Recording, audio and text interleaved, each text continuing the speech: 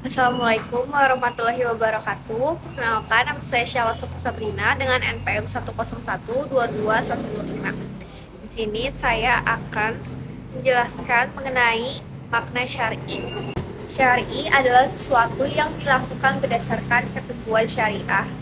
Ini adalah aturan atau ketetapan yang telah diperintahkan Allah kepada hambanya melalui Al-Quran dan As-Sunnah. Ketentuan syariah tersebut tidak dapat diubah dan wajib diikuti umat muslim yang bertakwa, sebagaimana yang disebutkan Allah dalam ayat berikut. Kemudian kami jadikan kamu berada di atas suatu syariat atau peraturan dari urusan agama itu, maka ikutilah syariat itu dan janganlah kamu ikuti hawa nafsu orang-orang yang tidak mengetahui. Quran Surat Al-Jasiyah ayat 18. Istilah syar'i memiliki cakupan yang sangat luas, bisa berkaitan dengan ibadah, keyakinan, akidah, muamalah, hingga akhlak. Dalam berpakaian, misalnya syar'i menggambarkan gaya busana muslimah yang tertutup, yakni mengenakan pakaian yang tidak membentuk lekuk tubuh dan hijab yang menutupi dada.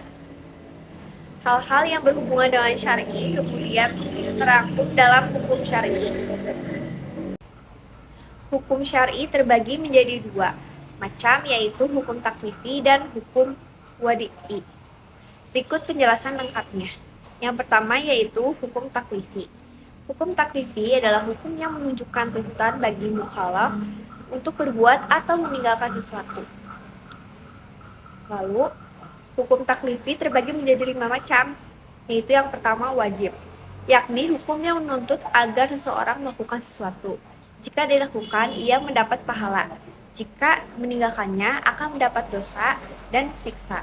Yang kedua yaitu ada mandub dan sunnah, yaitu tuntutan melakukan suatu perbuatan yang disarankan untuk dilakukan. Orang yang melaksanakan berhak mendapat pahala, namun yang meninggalkan tidak mendapat dosa. Yang ketiga yaitu ada haram, yaitu tuntutan untuk meninggalkan suatu perkara. Orang yang melakukan hal yang haram akan diberi ganjaran berupa dosa atau siksa, sedangkan bagi yang meninggalkan akan memperoleh pahala. Lalu, yang keempat yaitu ada makruh, yaitu tuntutan untuk meninggalkan sesuatu yang dilarang, tapi larangan tersebut tidak bersifat pasti, sehingga jika dilakukan tidak akan mendapat dosa. Dan yang terakhir itu ada mubah, yaitu sesuatu yang pelaksanaannya diserahkan kepada mukallaf antara mengerjakan dan meninggalkannya. Seorang muslim yang melaksanakan atau meninggalkannya tidak mendapat pahala maupun dosa. Lalu yang kedua ini ada hukum wadi.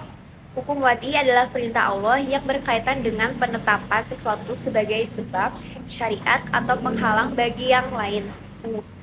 Lalu di sini hukum wadi mencakup hal-hal sebagai berikut. Yang pertama yaitu ada sebab, yaitu sesuatu yang jelas dan nyata yang dijadikan sebagai pertanda adanya hukum dan tidak adanya hukum. Contohnya, kewajiban puasa di bulan Ramadan.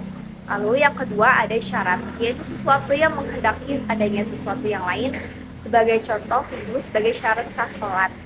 Lalu yang terakhir ini, yang ketiga ada mani, yaitu sesuatu yang jelas, tampak, dan terukur yang keberadaannya menunjukkan tidak adanya hukum. Misalnya haid bagi kaum perempuan yang menunjukkan tidak adanya kewajiban sholat. Berikut yang bisa saya sampaikan. Mohon maaf apabila ada salah kata. Wassalamualaikum warahmatullahi wabarakatuh.